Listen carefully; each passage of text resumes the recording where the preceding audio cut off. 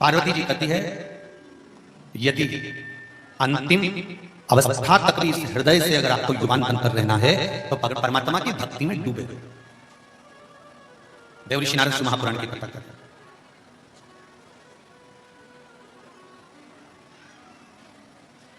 शिव भक्ति में डूबना,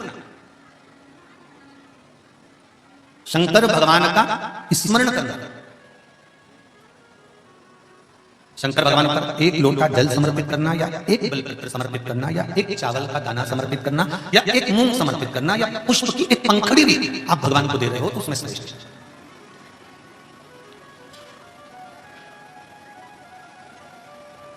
महाराज पहले भी कथा में काच फिर कर रहे हैं, जितने भी लोग कथा सुन रहे हैं बड़े ध्यान से सुनना।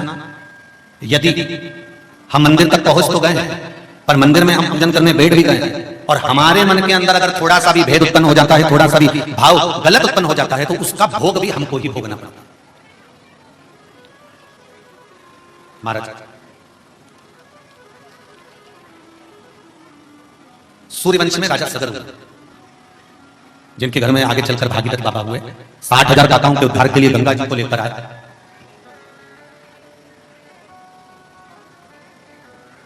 राजा सगर के यहां संतान नहीं थी। जब राजा सगर के यहां संतान नहीं हुई तब राजा सगर ने देवऋषि नारद के पास जाकर एक प्रश्न छेड़ा, महाराज मेरे यहां औलाद नहीं है, मेरे यहां संतान नहीं, कुछ आप कृपा करें तो मेरे यहां संतान उत्पन्न। और कहा अगर आपके यहां संतान नहीं है और संतान की कामना आप कर रहे हैं तो देवादिदेव महादेव की आराधना करिए। तुरंत सगर अपनी दोनों धर्मपत्नी को लेकर पहुंच गए कैलाश।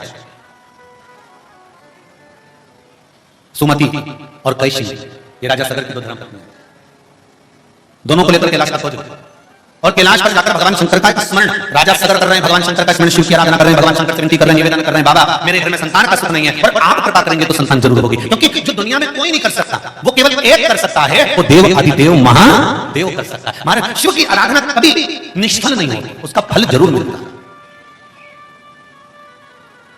तेरी कृपा बिना न हिले एक भी अणु, लेते हैं श्वास तेरी कृपा से तनु।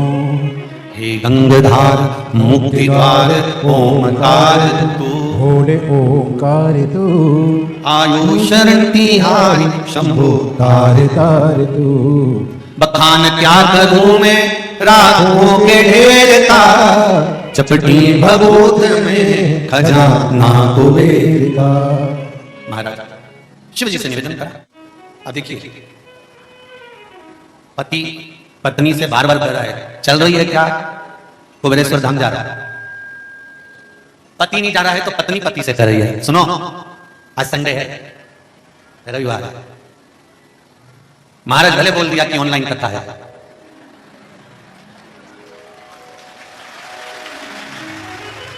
और तुम मानने वाले हो क्या? यो पाठक की सोनी जी सही है, ये मानेंगे?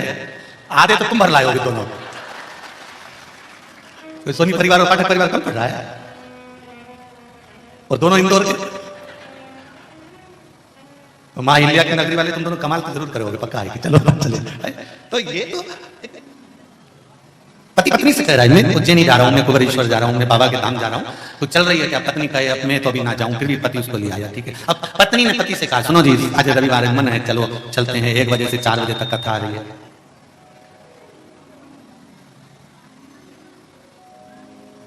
राजा सगर ने अपनी दोनों धर्मपत्नियों से कहा, संतान नहीं है तुम्हारे घर में, औलाद नहीं है, पर गुरु देवऋषि नारद से मैंने जाकर निवेदन करा और देवऋषि नारद ने एक बात कही, नारद जी का काम एक गुरु का होता है और गुरु एक सतमार्गी है। देवऋषि नारद ने सगर से कह दिया था तुम्हारे यहाँ औलाद नहीं, संतान नहीं, तो शंकर जी की आराधना करो, और उनके कहने पर शिव की आराधना में राजा सगर लग गए, कैलाश पर्वत पहुंच गए, शिव की आराधना करना प्रारंभ करा। अब शिव की आराधना करना, वो भी कैलाश पर, कोई कैलाश पर मिट्टी ढूंढे और फिर शिवलिंग का निर्माण करे तो वो अपनी जगह पर, तो वहां तो कंकर शंकर को जानकर आराधना करने बैठे।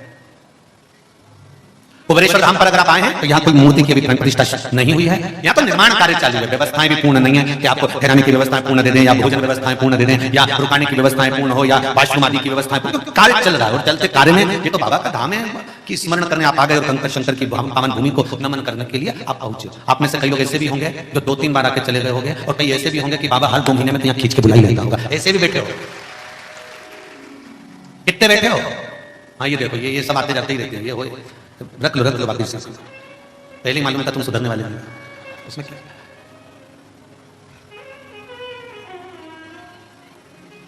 और सोनी जी पाठक जी जरा ध्यान से सुनिएगा, कथा कुबेरेश्वर धाम पर हो रही है।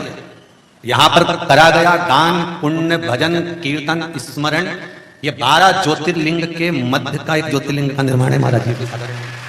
बाबा ने जगह चुनी है तो कुछ सोच कर चुनी होगी, और यहाँ पर करा गया दान पुण्य भजन कीर्तन स्मरण। इसलिए भूमि का प्रमाण है कि यहाँ जो एक बार आकर भगवान का स्मरण कर जाता है, और जितने भी लोग तुम लोग भी जो कथा सुनने के लिए आए हो, सब एक दूसरे का मुंडा देख के जाना, 3 महीने में वापिस टकराने वाले हो। यही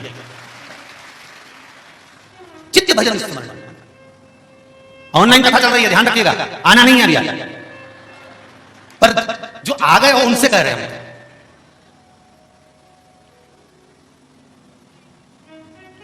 अब बाहर दरवाजा तो है नहीं कि बंद कर दो, कि तुम बाहर चले जाओ।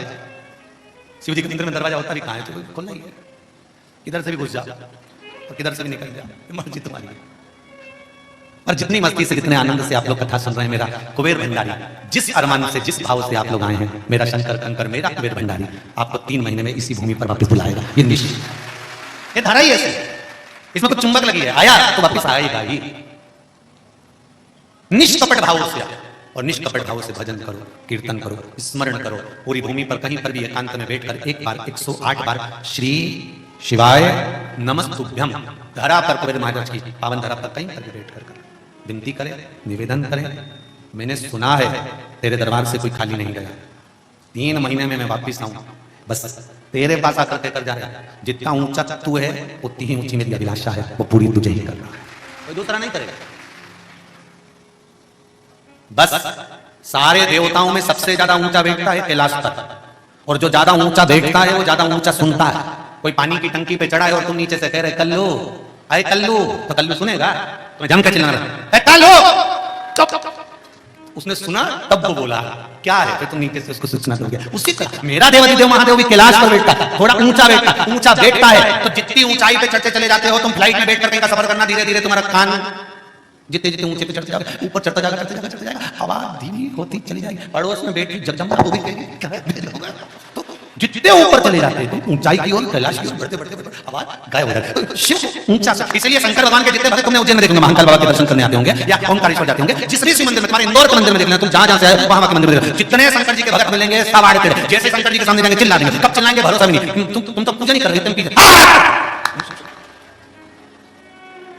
इनका तो भरोसा थोड़ी ना, कहां चिल्ला, ये तो सब रुद्रगण है शंकर भगवान का, तो इनकी मस्ती अलग है।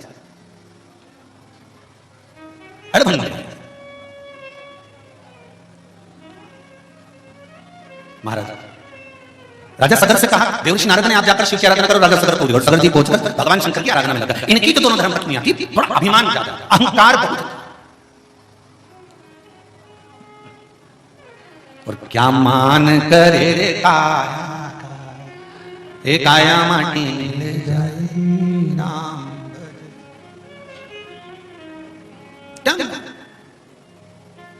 सुंदरता का अभिमान करोगे, काया का अभिमान करोगे तो एक दिन माटी में मिलना है।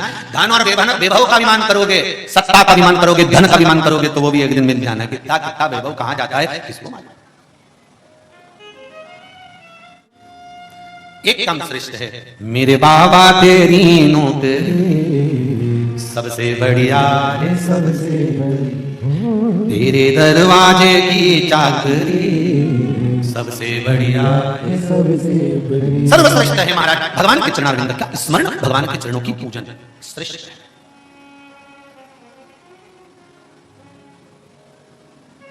महाराज सगर की दोनों धर्मपत्नियां सुमति और केसिनी, दोनों का मन भगवान शंकर के पूजन में नहीं लगा है। सगर कह रहे हैं तुम्हारे गर्भ से संतान नहीं है, इसलिए शिव की आराधना करना है। आप भी ध्यान से सुनना, देव ऋषि नारद ने भगवान सगर को, राजा सगर को, सूर्य वंश में उत्पन्न हुए राजा सगर को कहा था कि तुम्हारे घर औलाद नहीं, संतान नहीं, इसलिए शिव की आराधना करना। उसी तरह आपको देव ऋषि नारद ने मार्ग बता दिया है कि अगर संतान नहीं है, 10 साल हो गए, 12 साल हो गए, 14 साल हो गए, 20 साल हो गए, बस एक प्रार्थना शिव जी से करो। सफेद आंकड़े की जड़ लेकर रजस्वला धर्म के 7वें दिन शिव मंदिर में शंकर भगवान से ऊपर से 21 बार घुमाकर तुम रूका जी का नाम लेकर उसको कमर में, वही मंदिर में शिवलिंग का दर्शन करते करते नंदी के पीछे की ओर खड़े होकर शिव का दर्शन करते करते उसको बांधना लाल धागे में, तुम रूका जी का नाम। और महाराज एक पीपल का पत्ता रजस्वला धर्म के 7वें दिन से शिवजी को चढ़ाकर समर्पित कर उस पीपल के पत्ते को कुंदकेश्वर महादेव के नाम से लाकर उसको गाय के दूध में उकालकर दोनों पति पत्नी रात्रि के समय सोने से पहले उसको पान कर प्रतिदिन उस पत्ते को लाना है, प्रतिदिन चढ़ाना है, प्रतिदिन पत्ते को चढ़ाकर उकालने के बाद उस पत्ते को ठंडा कर दीजिए, बाद में विसर्जन। और बाबा से कह देना, शिव महापुराण की कथा में सुना है 20-20, 21-21 साल वालों को भी तूने संतान दी है, तो क्या मेरी झोली खुशियों से नहीं भरेगा देव महादेव? बाबा के मंदिर में जाकर दिल से बाबा से बात कर दिल से। अभी कल की ही बात है, कोई ढोल मोल लेके आया होगा, खूब 3-4 ढोल बजवा रहे थे, तो हमने बच्चों से कहा जाता था ढोल क्यों बज रहे हैं मंदिर में? तो कहा 12 वर्ष के बाद में संतान हुई है, तो कुबेरेश्वर बाबा के दरबार पर ढोल बजाने के लिए हम लोग शिव कृपा तेरे दरबार की बाबा निराली शान देखी है, तुझे देते नहीं देगा पर झोली भरी देखी है। उसकी कृपा, उसकी उदारता, दिल से बैठकर थोड़ी सी चर्चा उससे करना चाहिए, उससे निवेदन करना। देख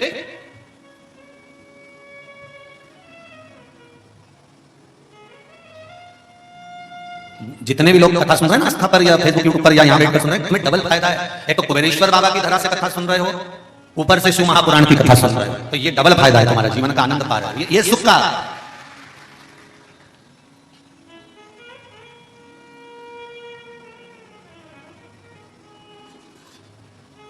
अब आज ही सुबह की बात है, कोई ने पर्चा लिख के भेजा, कमरे में धरा हुआ, गुरुजी से कहना तुम कथा तो रख देते, बाद में भगा देते, कथा रखते और भगा देते। तो हमने कहा दादा क्या तुम गुरुजी क्या नहीं आए हो, तुम दादा क्या आए हो, बाबा क्या आए हो? कभी कभी दादा दादी भी गुस्से में आ जाते तो एक चनकटा खींच के बता देते, चल जा अपनी मम्मी के पास। और छोरा जब मम्मी के पास रोता रोता जाए तो माता सो रही थी और कभी ये पहुंच गया मम्मी, और मम्मी तो नींद में, मम्मी बाहर जा रहा है, बाहर से आई क्यों, दादी कहाँ गई थे, उन्हीं ने भगा। अब तो बहू का मुंह भगोना हो गया, अब बहू का मुंह भगोना हो गया, तो रात तक दादी से बात नहीं करी, सास से रात तक, और छोरे से कहते अब मत चल जाना, तू दादी के पास अब मत जाना, निकल। फिर रात को भेरू ने पूछा जगदम्बा से, आज तू काल रात्रि कैसे बढ़ गई, आज क्या हुआ तेरा मुंह फूला हुआ है क्या? बस घर पे तुम्हारी अम्मा दिन भर फ्री रहती, 2 मिनट बच्चों को रख नहीं सकती, मैं 5 मिनट मेरी झपकी लगी नहीं, और इन्हें अब विचार करो, इतने महीने भी तुरंत कहेगा दिन जग गए तो कोई बड़ी बात नहीं, इस पर भी बात नहीं होना चाहिए, इस पर बहस नहीं। तो कभी कभी देवादिदेव महादेव कह देंगे चलो, तो ये तो दादा है अपना, बाबा माता पिता होते हैं, माता पिता। अब राजा सगर सूर्य वंश में जन्मे हुए राजा सगर की दोनों धर्मपत्नियां पूजन में बैठी हैं, पर मन नहीं लग रहा, स्मरण नहीं हो रहा, चित्त नहीं लग रहा। कथा में पहुंच जाना या मंदिर में पहुंच जाना या आराधना करने बैठ जाना या अभिषेक करने बैठ जाना। हमारा तो निवेदन है शंकर जी का अभिषेक करने भी बैठो तो अपनी धर्मपत्नी से पति बात कर ले और पति पत्नी आपस में बात करने। तेरा मन कर रहा हो तो अपने अभिषेक में बैठे, नहीं तो महाराज जी से कहकर छोटी सी पूजन करा के उठी जा। पर थोड़ी देर में तेरे को लगे कि अपन तो फंस गए और पूजन कर रहे हैं और इतना घंटा लग रहा है और पांव बढ़े नहीं, शरीर से काम सदे नहीं और मन नहीं, बिल्कुल महाराज जी से कह दो, पंडित जी से कह दो, ए गुरु जी हम पूजन करने बैठे पर हमसे तब बैठा नहीं जाता। तुम तो सूक्ष्म होना, छोटी सी छोटी, जो ब्राह्मण होता है ना वो जजमान को जानकर पूजन को भी सूक्ष्मता में कि भाई इससे परमात्मा की प्राप्ति हो सकती है। इसलिए तुलसीदास जी ने सूक्ष्म से सूक्ष्म बताया कि कलियुग केवल नाम धारा सुमर सुमर नर होते रही पारा। कलियुग में नाम की आधारशिला को बता दिया गया कि नाम की आधारशिला रख लो, कोई तुमसे ज्यादा बढ़ने वाला नहीं है। किससे आज के जमाने में पावड़ा की तकड़ी कितनी ज्यादा है, घुटना दुखे, न कमर दुखे, न कहीं पीठ दुखे, न कहीं सिर दुखे, तो कौन से नीचे बैठ रहे हैं? तो तुलसीदास जी ने कह दिया तुम्हारे बस की नहीं रहेगी रे कलियुग वाले। इसलिए याद रखना, उन्होंने लिख दिया कलियुग केवल नाम धारा, नाम लेते रहना, चलते फिरते रहो, खाते पीते रहो, जैसी तुम्हारी मर्जी पड़े वैसे लो, पर नाम लो। श्री शिवाय, आज जम के बोलो जरा, श्री शिवाय। शिव महापुराण में जब जब ये मंत्र आए बोलने के बाद अपने दिल की बात बाबा से निकलते जाना, श्री शिवाय नमस्ते। चित्तवृत्ति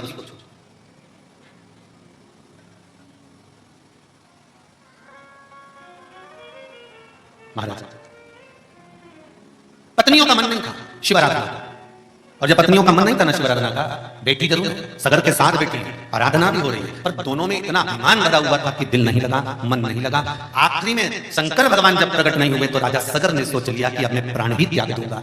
शंकर भगवान तो सबसे जल्दी राजी होने वाले देवता हैं। 1 लोटा पानी चढ़ा दो, 3 बार ताली बजा दो, बम बम बोले बोल दो, और बस बाबा की ओर देख के थोड़ा सा स्माइल देकर मुस्कुरा कर कह दो, शंभू कैसे हो, हर हर महादेव। इतने में तो शंकर भगवान तुरंत राजी, तुरंत सबसे जल्दी राजी होने वाले देवता भगवान देवती महादेव। सारे देवताओं को अलग अलग वस्तुएं चाहिए, किसी को पीतांबर, किसी को बागा, किसी को कुछ, किसी को कुछ, पर शंकर भगवान को कुछ नहीं चाहिए। सारी समस्या का हल एक लोटा जल, बस एक लोटा जल समर्पित कर दो। और ध्यान रखना, जल भी नहीं हो तो 3 बार ताली बजा दो। वो भी नहीं कर सकते तो मुंह से बम बम बोल दो। ये भी नहीं कर सकते तो दरवाजे से जब निकल कर जाओ उसके द्वार से तो थोड़ा सा मुस्कुराकर चले जाइए। इस मुस्कुराहट में तो ना जाने मेरा भोलेनाथ कितना दे सकता है।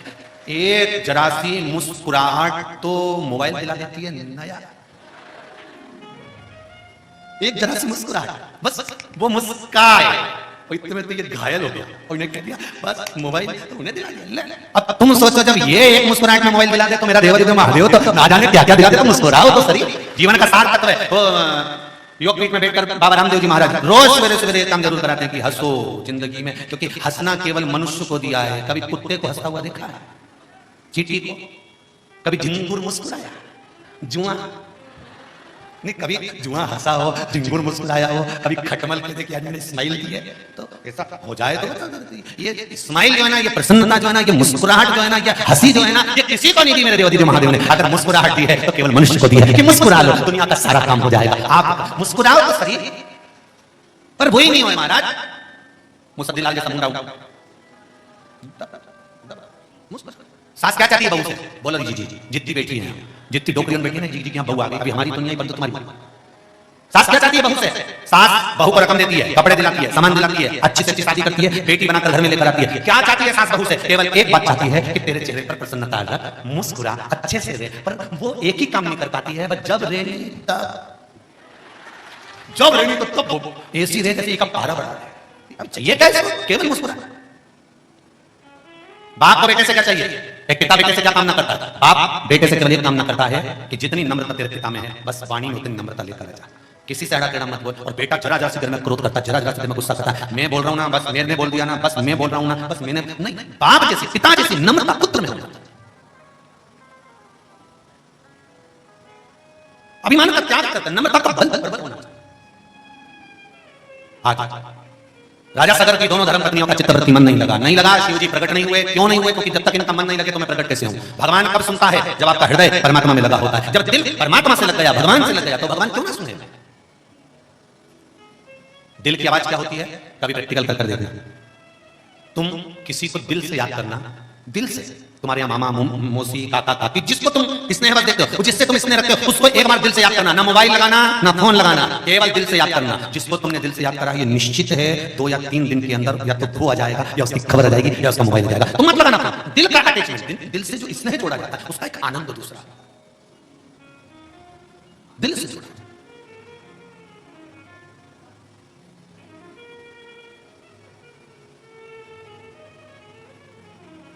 अब जुड़ो हृदय से।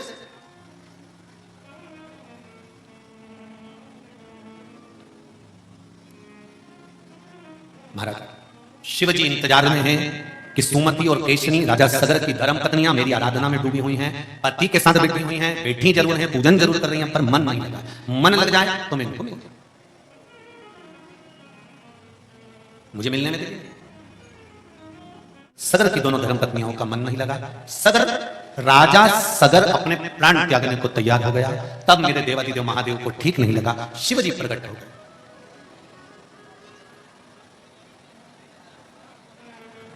बड़ी मुश्किल से आते हो आप, सब जगह जा सकते हो, पर कुबेरेश्वर धाम जब तक बाबा की आज्ञा ना हो। आप में से कई ऐसे भी होंगे, कोई आने वाला था, कोई पहुंच गया। आप में से कुछ लोग ऐसे भी होंगे, कई बार प्लान बना, कई बार जाने की विचार करा, पर नहीं पहुंच पाए।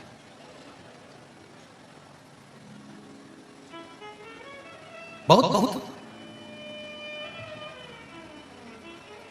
कई लोग, पर कहीं अगर देवादिदेव महादेव ने आपको इस कुबेरेश्वर धाम में बुलाया है, इस सोनी परिवार, पाठक परिवार इंदौर से आकर अगर कथा करवा रहा है, ऑनलाइन आप लोग श्रवण कर रहे हैं, सुन रहे हैं बाबा की धरा से, तो यही सोचकर सुनना कि कुछ ना कुछ बाबा को आपको देना होगा, इसलिए बाबा ने यहां बुलाया या आपको कथा सुन। कहीं ना कहीं शिव कृपा।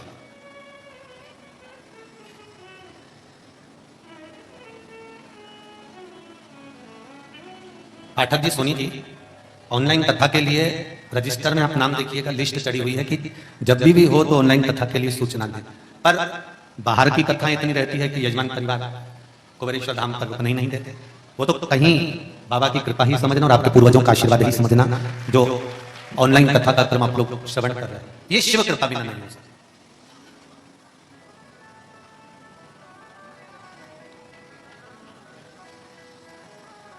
महाराज शिव जी प्रकट हो गए। रोज प्रतिदिन शिव मंदिर जाइए, नहीं सुन रहा ना तो भी जाइए। तेरे मंदिर में आना मेरा काम है और मेरी बिगड़ी बनाना तेरा काम। प्रतिदिन जाओ, काम नहीं भी हो तो भी जाओ।